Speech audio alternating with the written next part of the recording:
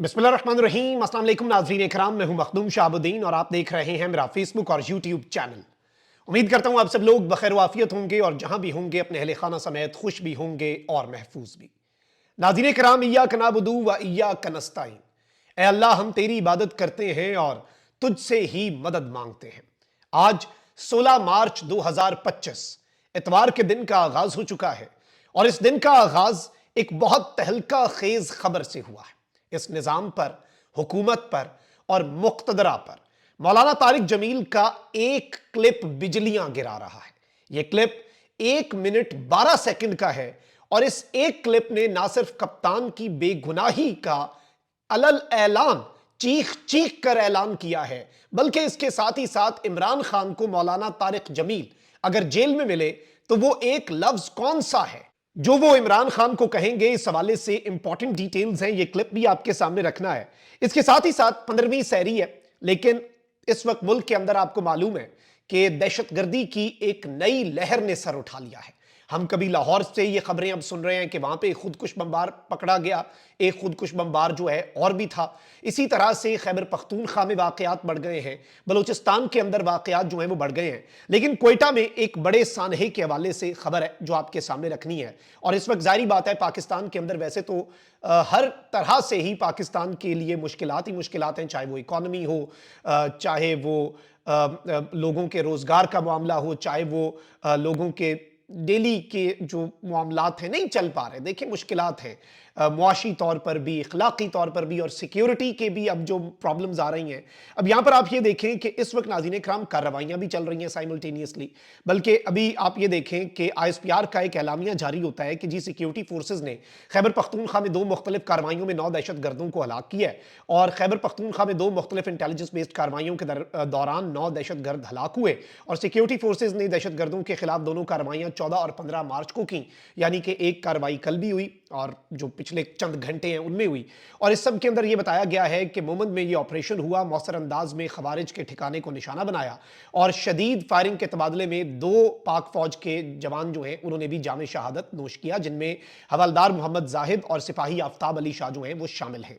और इस सब के अंदर जो फिगर दिया गया है एक हमले के हवाले से, उसमें 7 दहशतगर्द जो हैं वो मारे गए हैं, जबकि दूसरा जो इंसिडेंट है उसमें 2 दहशतगर्द जो हैं वो मारे गए। लेकिन इसके साथ ही साथ इस वक्त दहशतगर्दी की लहर जो है वो भी सर उठा रही है और ये एक बहुत प्रॉब्लमैटिक चीज है। जारी बात है, हम सवाल पूछने में भी हक बजानिब हैं उन तमाम तर लोगों से जिनका ये काम है इस तरह की दहशतगर्दी के वाकयात को रोकना, और इसमें दाखिली सिक्योरिटी के जो लोग जिम्मेदार हैं उनसे भी ये सवाल होना चाहिए और बार बार होना चाहिए।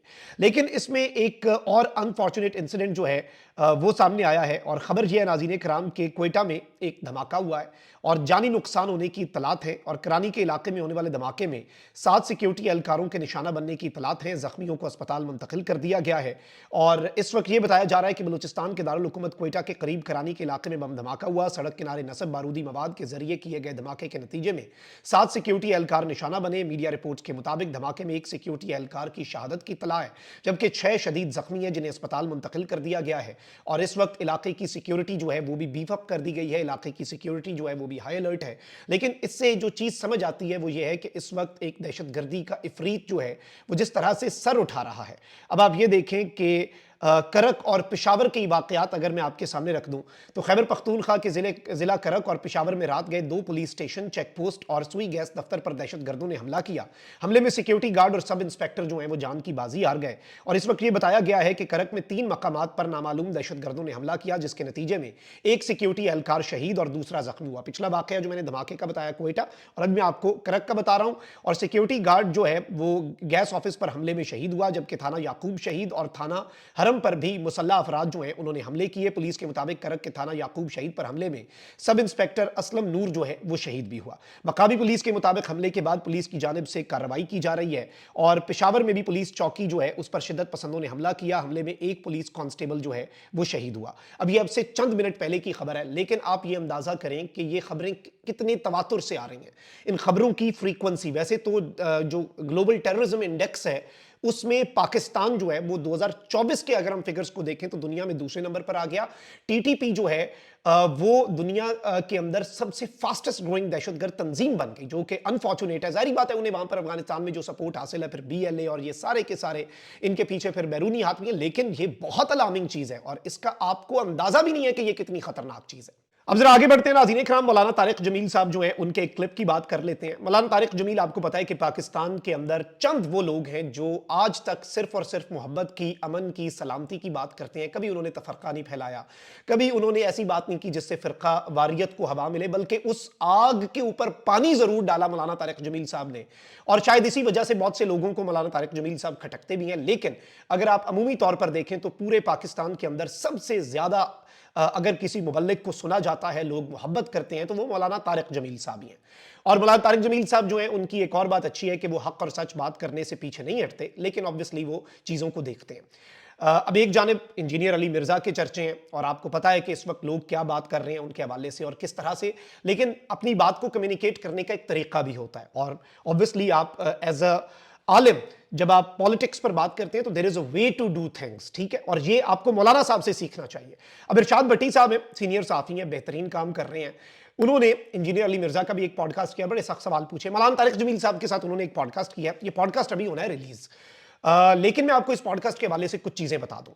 اس پورے پوڈ کاسٹ کا سارا پوڈ کاسٹ ایک پلڑے میں ڈال دیں, اور جو میں 1 منٹ 12 سیکنڈ کا کلپ آپ کے سامنے چلوانے لگا ہوں یہ دوسرے پلڑے میں ڈال دیں, یہ پلڑا بھاری ہوگا. مولانا طارق جمیل صاحب سے آلدو ارشاد بھٹی صاحب نے بڑے سخت اور تلخ ترین سوالات بھی پوچھے ان کے حوالے سے بھی, لیکن ظاہری بات ہے مولانا صاحب اس کا جواب انہوں نے دیا.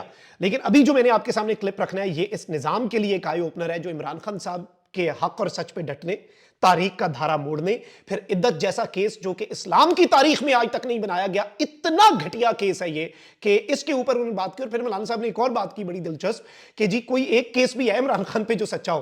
آپ ذرا ناظرین کرام ذرا یہ سنیں. سر ایسا دیکھا عمران خان میں, آپ کئی ملاقاتیں بھی اس کی کہ آپ نے ان کی وکالت کی کہ ریاست مدینہ کے لیے خلوص پہ نہ اس پہ شک کریں. سچا آدمی ہے, عمران خان دیانتدار آدمی ہے, مومن آدمی ہے. یقین تھا کہ عمران خان اتنی ہمت سے جیل کاٹ لے گا؟ یقین تھا, کیسے؟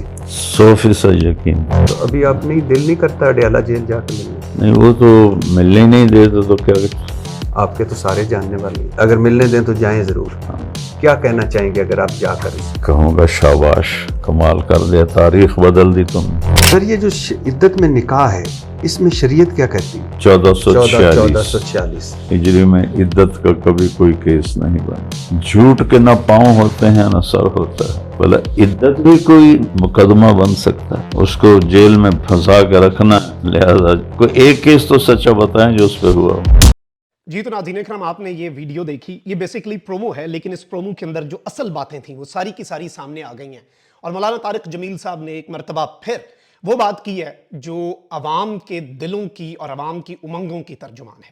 عمران خان نے بلا شبہ تاریخ کا دھارا بدلا ہے, عمران خان بلا شبہ ڈٹ کے کھڑا ہے, عمران خان نے بلا شبہ رتی برابر بھی کمپرومائز جو ہے وہ نہیں کیا.